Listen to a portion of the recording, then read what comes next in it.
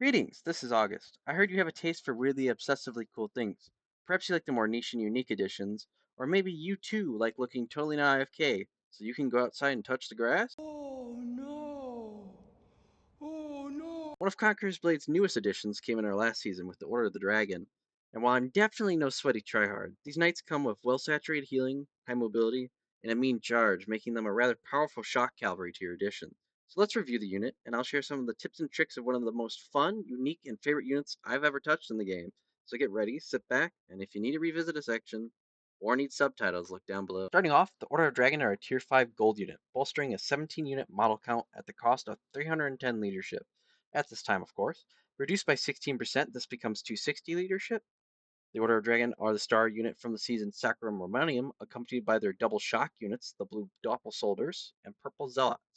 Both units I hope to cover and link down below. As a special sword-based shock cavalry, the Order of Dragon are rather immensely strong. Although they do start off weak, they can quickly scale into a Skaven Death Bomb Doomstack, and definitely have a main character Diablo syndrome with how strong they can be. Their first ability, Sacred Expedition, gives this unit their unique camera vision. Where your hero will become idle, you'll gain direct control and movement of this unit at a cost of a rapidly decaying timer. You can track this timer by looking at the highlighted bottom left. When this timer expires, however, this unit will go into an automatic attack command. Keep in mind, while your hero is idle, you will not hear damage dealt to your hero, and you cannot respond unless you exit the ability. So make sure you're positioning yourself safely. Their second ability is Sacred Verdict, a powerful and rapid cleave that also provides crowd control immunity while active. This status effect decays over 3 seconds, however. When used in Sacred Expedition, this ability will also charge the unit to a designated location before unleashing them onto an automatic attack, which you can cancel by clicking. Their third ability, the Blessing of the Light, will restore maximum health while providing both cleanse and debuff resistances against multiple debuffs, such as fire, poison, and so forth. The next thing to cover is Order's formations. Order has access to two formations, and it's very important to understand when and where to use these formations. The starting formation and base formation is known as loose, and the secondary formation is wedge. These formations will be carried over into Expedition, and they can very much determine the effectiveness of this unit. Loose is going to be your main formation. It is a formation primarily designed for range damage reduction, to counter cavalry charge, and to play a little bit more safe. I find it very weak and limiting in terms of combined strength, as it will reduce the overall pressure, but it greatly improves the survivability of this unit, such as against lion roars, harangues, and various other pike units due to the way that this unit works. The secondary formation is Wedge, and where I think this unit shines best, as this will clump up the unit, improving both the AI and also improving their effectiveness against different units just by letting them cleave all into them. They'll apply block break and also critically strike into them. Now we're going to get into the fun part. RNG and pinpoint strengths, Veterancy and Doctrines. Our lovely Dragonites come with 3 total passives. 2 of these are powerful, 1 of these is a minor weakness. These passives do not influence the way we're going to pick our Veterancy or anything really. They do have an effect on the Doctrines. The Doctrines will empower them, so keep an eye on that. These passives are Gilded Warplate, which while we're above 40% HP will provide us a flat 30% damage reduction to all sources. When Gilded Edge, a Doctrine retreat from Doctrine Dash, is achieved, it will give another 15% armor penetration on top of that damage reduction. This Doctrine is exclusive to Doctrine Dash again, so you're going to have to look at the beginning of seasons or look for more exclusive chests. I haven't found any other way to get it yet. The next 2 passives are we have a fire resistance that most units at its tier do. It relatively doesn't matter, as this unit also has that immunity again to fire and ignite. And the negative passive is very minor. It doesn't really matter. It's a negative 15% damage to heroes. I've never really noticed it to change this unit or affect it. But let's get into our Veterancy. Our top path is known as the Arbiter. It will increase our killing and damage potential, increasing the damage of that Sacred Verdict, which is our primary cleave ability, by raw 150 damage, allowing us to achieve a maximum of 350 damage to the ability when paired with their first Doctrine. This is known as Imperium. With this path, it's also important that you're going to want to take the capstone, as you'll get additional block break and an increased total 15% damage of the cleave, which I will say is just very excessively strong when paired with the armor penetration. You'll see numbers from 3 to 4k when you're starting this unit, up to 6k, and then you'll shoot up to 12 to 15k. It is such a significant difference. However, we also have our bottom path, which is about survivability and more or less damage reduction to a further extent. The main reason to take this is if you're having issues with flying roar, harangue, or just generally range. The armor and melee damage reductions are very minor, but the capstone is very strong. In addition, your Blessing of Light will get a negative 2-second cooldown. So, including the massive healing, you're also getting more of that debuff resistance. This healing is a 5% maximum health every 5 seconds during Expedition. So, if your units are charging into range and losing HP, you'll also be getting a decent chunk back. Going over the doctrines, however, for this unit just one more time, we have our first doctrine, which is unlocked via the Season Challenge, which is Imperium. This will increase Sacred Verdict by another 200 damage. Our second doctrine, which is also via Season Challenge, is Imperial Edict, which improves our expedition move speed by a 15%, which keep in mind this unit is a shock cavalry, so it is a little bit slower, so it's a beneficial one to run. Our third and final doctrine, which is our Doctrine Dash or other means, is again Gilded Edges, and this will increase passive armor penetration by 15%. For doctrines, I recommend running 16% reduction to leadership, Gilded Edge, for that increased armor penetration, as it will really just be better than anything you can get. Fill, but I run unit damage, a Combat Doctrine, and Imperial Edict. I strongly suggest running only Gilded Edge and Imperial Edict in terms of the doctrines if you have better doctrines. If you have more stronger doctrines, Sacred Verdict is a great ability, but the raw damage that you're going to get from the ability doctrine is just not enough to compare to a lot of different things. And obviously, you want to run the armor penetration. It's insanely strong. The 15% is massive. Combat Doctrine is a recommended necessity. It really shines on this unit. It gives them healing, it gives them more crowd control immunity, and then it also gives them a decent chunk of extra damage, which when you're going to be constantly charging this unit again and again and again, which you'll be doing, you're going to want to be proccing those since it just makes this unit significantly more tanky, and any prolonged fight that you get stuck in, if your units get bogged down on, they're more likely to survive it. We'll be getting on to the final part of the video, which is our tricks, combat, and tips. The Order of Dragon are shock cavalry, so it has a place on any mode, from ranked, siege, territory war to field battles. It's an excellent choice. It's very affordable in unit kits and leadership, and while it is unique in nature, it does have some downsides, but they can relatively be overlooked. The port AI does have some problems on a decent chunk of maps. I will go over that and just how to kind of get around those issues, but unfortunately, it is something you need to be aware of. There is a lot of investment as you are taking your hero out of the fight and you're putting yourself in essentially God's hands, we'll say, because somebody can walk up and kill you and you won't really know unless you're paying attention, which with the amount of micromanagement you're going to be doing to get the maximum effectiveness out, it's just going to be a little bit difficult.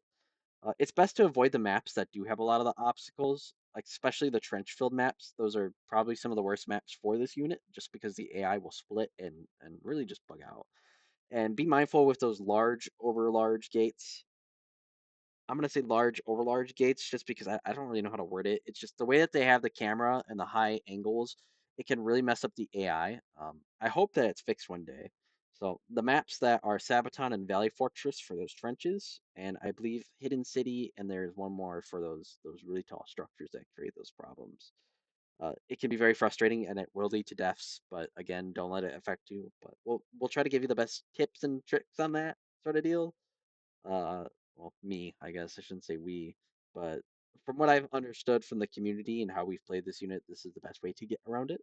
uh we try our best to stay in wedge when going through these two obstacles. This is just the best way for the AI to navigate it, and by having a shorter move range, especially for that Sabaton and Valley Fortress, by having that mouse closer, you get that AI to kind of go around the trenches a little bit better. It's not going to be the best. When we're dealing with those high obstacles or camera obstacles, however, you're going to want to do the opposite. You're going to want to aim as far out with your mouse as you can. Again, you can keep them in wedge. I just strongly recommend it. But if you're in loose, it doesn't really change it. It just helps a lot. Like I don't understand why the AI in loose is a lot more difficult, but it really is. When we're covering a combat situation, however, you're always going to want to find yourself a relatively safe and good spot to park. Typically on the horse, I have parked myself in bushes, supply points. I have also set on enemy supply points and in enemy sided maps because people don't really look at their map. I don't recommend doing that second part, but I've done it. We want to always kind of be near the front while also staying safe because we want to get as much time on that unit as possible. When I start seeing my sword follow, I always consider heading away from the enemy to avoid that AI pathfinding issues because not only are they going to go on auto attack, but if you send them on a move order back to a supply point, there's a very likely chance that they're going to decide that the enemy is nice to go through. And I've had it happen. They're relatively tanky. They can mostly go through most units, but it's still not worth that risk if you can avoid it. So what I suggest is if you have an enemy supply near you or anything, just any direction that's empty, even if it's toward the enemy, send your unit that way, just so that you get that extra time because you're looking at 10 seconds time, so you want to get as far away from the enemy. However, if you have a sliver of time left, you can also send yourself slowly back or into a better position.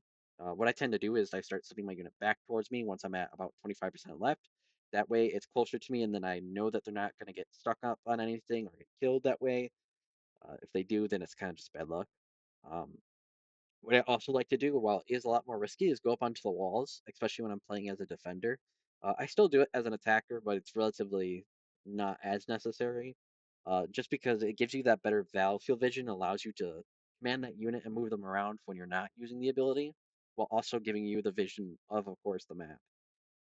Of course, that is a risky position because you'll have people come up and probably try to kill you. They usually won't get far with it if you have your teammates up there. It's not as big of an issue in TW, but it is a big issue in Siege because your teammates will run around and do their own thing. But that extra time it really just it gives you such an edge. Like I cannot express how much downtime you want to avoid with this unit.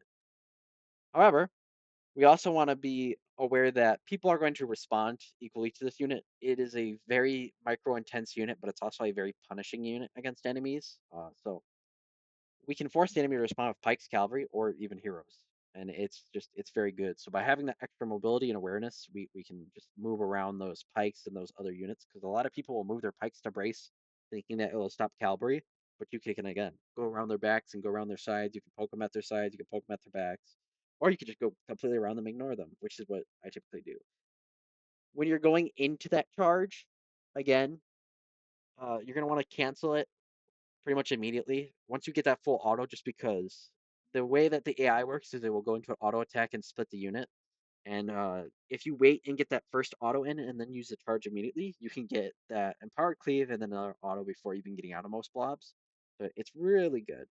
And I really like doing that cancel because it means that I can keep that direction and flow that I'm going through while keeping them clumped up. It's super strong. And again, it means that even heroes are very easy pickings. You can hunt down heroes solo. I usually go and kill their horse, then wait until my abilities back up to make sure I kill them. Some weapons such as pole hammers and mauls, they're gonna CC your units and it's gonna mess them up. So I try to wait until I have my ability. But you also want to avoid units such as Spartans and Iron Reapers. If Iron Reapers are doing their mace, they can or flail, sorry, they can stun you and those cabs unless you have that ability up. The same thing as with Spartans on their advance. So always aim for the flanks and backs. It's always going to be the best move just because if those people do have their abilities up and they use them, there's a chance you're going to get stuck.